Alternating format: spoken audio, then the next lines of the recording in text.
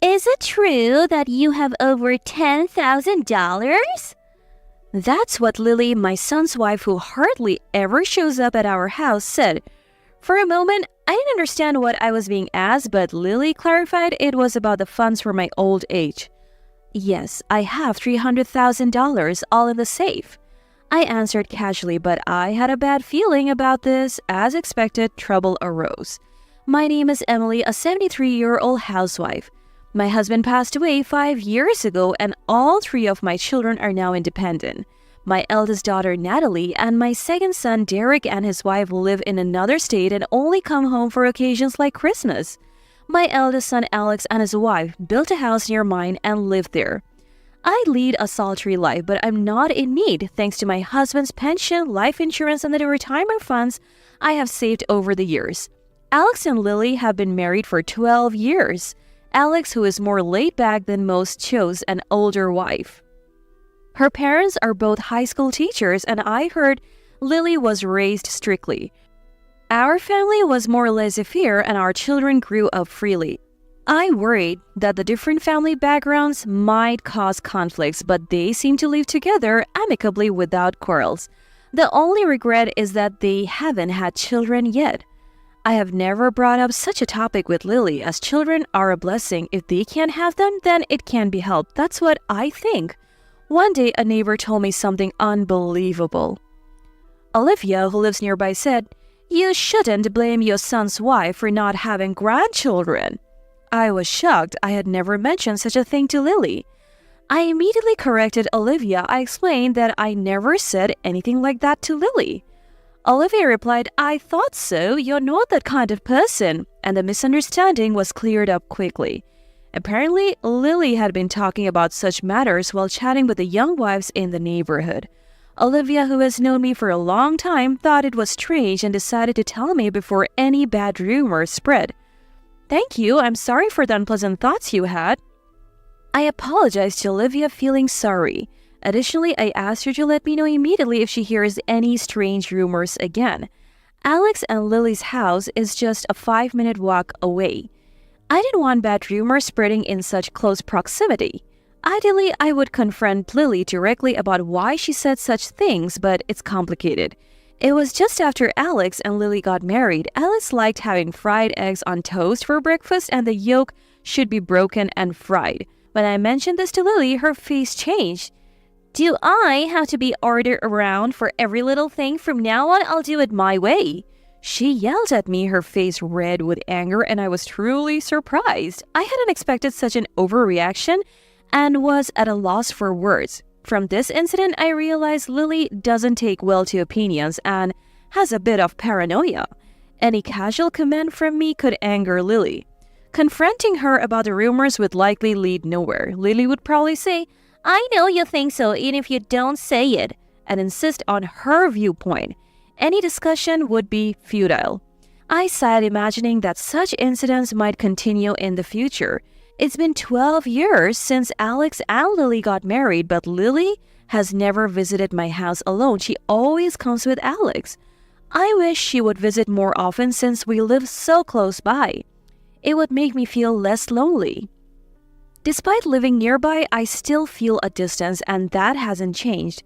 When I mentioned this to Alex, she feels nervous. "I think that's a lie," he said. Lily, who continues to keep a distance from me, should have seemed odd when she visited alone for the first time. It was around mid-January, I think. "Hello, mother-in-law. I brought the cream puffs we talked about at Christmas." Lily handed over a gift with a smile. This year's Christmas had my children and their families, who live in different states, visiting my home. Derek and his wife have 2 children, and Natalie has 3. It was a lively Christmas surrounded by 5 grandchildren. I remember Lily enjoying her time with Derek's wife and daughter. That's when the delicious cream puffs became a topic of conversation. I was told it was from a nearby shop, but I had no idea. "Just bring some next time, Lily," I said casually, not expecting her to actually bring them alone. Perhaps a Christmas gathering with the family turned out to be a blessing. It was a welcome change for me. "Thank you. I have been looking forward to this," I said, inviting Lily into the living room. It still felt like she was a guest, but I hoped that would change and she would become part of the family. Since Lily made the effort to come, I thought I should make an effort too. I put the cream puffs on a plate and made some slightly expensive tea that Derek's wife had brought as a gift. The pleasant aroma of tea filled the living room. "Thank you, I wanted to come earlier, but..." Lily said, taking a sip of her tea, and smiled gently. "Delicious." It was the first time we spent such a calm moment together, and I found myself getting nervous. We chatted about trivial things like Alex's recent work and a TV drama nearing its finale for about an hour. "By the way, Natalie mentioned something." Lily changed the topic. "Oh, did that girl say something odd? Since my husband passed away, Natalie has been my confidante. Ideally, I should consult Alex and Lily who live nearby, but it's not that simple. I felt a bit guilty towards Lily." Sensing my discomfort, Lily smiled at me. "Do you really have over $10,000? I had no idea what she was referring to. What do you mean?" I generally didn't understand and asked Lily. She laughed. "Oh, come on." But her smile seemed off. Her eyes not laughing. I felt a chill when I noticed this. "It's about your retirement funds. Nellie said you have them saved up." Now I understood. It was something Natalie would bring up. "Oh, the retirement funds. Yes, thanks to my late husband, I have $300,000 in the safe.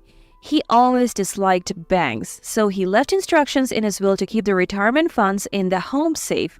The children knew about this, so I had no intention of hiding it." Lily seemed surprised by the moment. $300,000? "My husband disliked banks, so he bought a safe to keep our retirement funds there. Oh, but this is a secret from others. It's scary, you know." I warned Lily just in case. Lily replied, "Of course, I understand," but she didn't seem to be listening properly. It seems she just wanted to confirm this, as she didn't talk much afterward and left early. I called Natalie to check how much she had told Lily about the retirement funds. Natalie said she spoke about it lightly during Christmas. It appeared she even mentioned the location of the safe. "You shouldn't speak so lightly about everything." I scolded Natalie lightly, and she said it was Lily who asked about the retirement funds. Natalie thought Lily was anxious about taking care of me in my old age, so she tried to alleviate that worry by mentioning that there was enough saved for retirement. After hanging up with Natalie, I felt uneasy. A few days later, Alex and Lily visited my house together. "Mom, your birthday is coming up, right? This is from Lily and me, a gift. It's a voucher for a luxury hotel," Alex said, handing me an envelope from a travel agency. Inside were plane tickets and a hotel voucher. Moreover, it was a luxury hotel I had always wanted to visit. Really?" I was surprised and exclaimed at the unexpected gift. I had been overlooked on birthdays and Mother's Days in the past, so I assumed this birthday would be no different. I was genuinely happy and repeatedly thanked Alex and Lily. "Lily suggested we give you this present," Alex told me with a smile. Surprised that it was Lily's idea, I involuntarily looked at her. "Please enjoy it," Lily said, noticing my gaze and smiling. But again, I noticed her eyes weren't smiling. Despite the joy of receiving an unexpected gift, I felt a sense of dread. On the day of the trip, Alex drove me to the airport. It had been so long since I had traveled alone, I was unnecessarily excited. Alex promised to pick me up from the airport on my return. "What about Lily? She's usually with you on her days off." Lily, who was always close to Alex on holidays, was not there, which felt strange, so I casually asked. Alex told me Lily had gone back to her parents' house since this morning. She sometimes goes back and stays overnight. It was the first time I heard this and was a bit surprised, but assumed she was worried about her elderly parents. "Recently, she's been staying over more often. I'm worried if her parents are unwell, but Lily says it's fine. I'm planning to visit them soon," Alex said while driving. Having frequent overnight stays at her parents' house must be concerning. I see. I'll buy some gifts for her parents and visit them with you." Alex nodded happily at my suggestion. The luxury hotel Alex and Lily arranged for me was truly wonderful, and I spent 2 extraordinary days there. I bought gifts for Alex, Lily, Lily's parents, and the neighbors for my return. Just before my flight, my mobile phone rang. Checking the screen, I saw it was Alex. Worried something had happened during my absence, I hurried to a spot where I could use my phone. I redialed as the call didn't connect. It must be urgent or important for him to call like this, I thought, feeling anxious. What's wrong? Did something happen?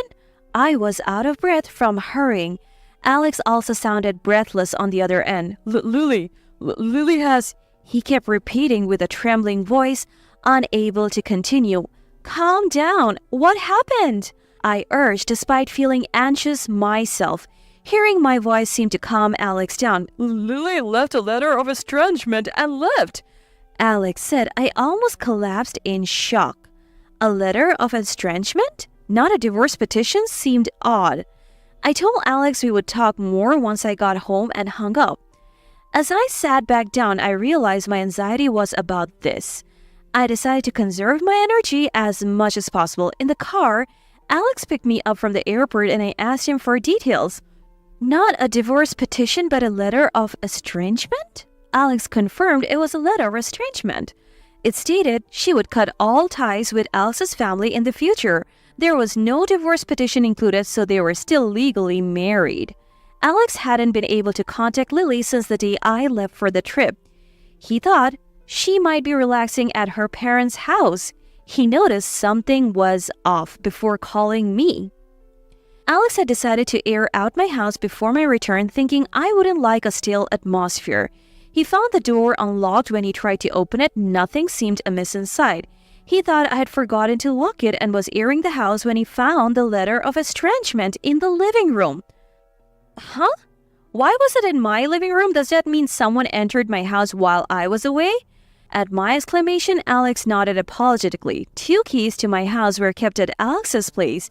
Being elderly, I wanted to be prepared for any situation. Alex always carried one, and the other was apparently kept at Alex and Lily's house. Lily must have used that key to enter my house. I understand. It must be that, I murmured as the car arrived at my house. Before unloading the luggage, I hurried inside and ran to a specific place. It was my and my late husband's bedroom. There, a safe containing my retirement funds was kept. Alex seemed to have a faint idea of what had happened by my actions. When I opened the bedroom door, the room was ransacked as if someone had been searching for something.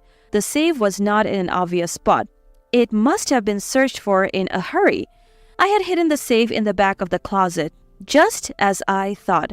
I said, pointing towards the open closet door. Alex peered in and exclaimed in shock, It's gone. The safe with $300,000 for my retirement was missing. Alex's face turned pale. Mom, the police. We need to call the police.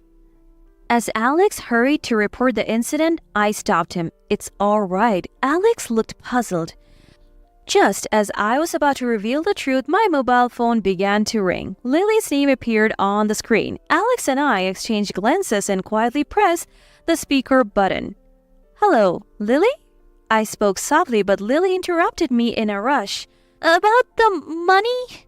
Her voice was trembling as if she was hiding from someone. The money in the safe? I had a bad feeling, so I switched it with toy money. I never imagined this would happen. I sighed. After talking about the retirement funds and receiving the travel tickets, my unease turned into conviction. Before leaving, I wrapped all the money from the safe in a towel, hid it in the attic, and filled the safe with toy bills. If the money was the target, they would strike while I was away. My prediction was correct. That money is essential for me. Help me. Toy money, that's awful. You tricked me. I was speechless at Lily's words. To complain about being deceived after stealing an entire safe was audacious. That's enough. Consider the safe as a severance gift. You have given me a formal letter of estrangement, so we are strangers now, right? This is what you wanted. I said flatly to Lily. In the background, multiple male voices could be heard. like Lily's debtors. When Lily took the safe and opened it finding only toy bills, it was natural for them to be furious. Aggressive voices yelled, "Don't play us for fools, and do you even intend to repay?" Lily seemed to have borrowed from unsavory characters. I asked Lily for her current location and then hung up. Next, I called Lily's parents to inform them their daughter was apparently caught by debt collectors and needed to be picked up. I mentioned that Lily had presented me with a letter of estrangement. An hour later, Lily, brought by her parents, was in front of me apologizing. She had left the safe at the debt collector's office. Lily had been crying, her mascara smeared, making her eyes look black. "Why did you do this?" Alex asked, trying to contain his anger, and Lily glared at him. "It's because you don't earn enough. My friends go abroad and have expensive lunches, but what about me? This happened because of your low income." Lily started berating Alex without a hint of remorse. Alex's salary as a civil servant was not shockingly low. Alex's salary wasn't lavish enough for a life of luxury. Lily, who had flashy friends since her student days, borrowed money to keep up appearances, wearing luxury brands, and joining expensive lunches. Knowing my retirement funds were at my house, she probably thought she could pay off all her debts.